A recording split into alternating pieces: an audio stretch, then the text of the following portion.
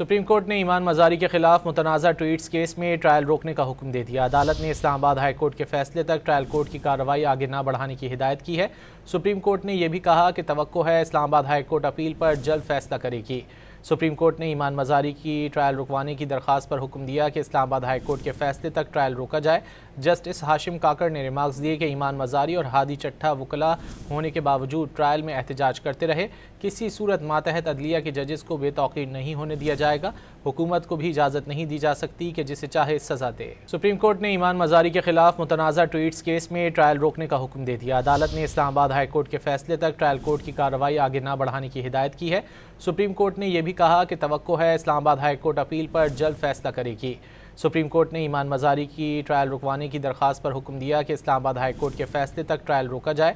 Justice Hashim काकड़ ने remarks दिए कि ईमान मजारी और हादी चट्ठा वकला होने के बावजूद ट्रायल में एहतजाज करते रहे।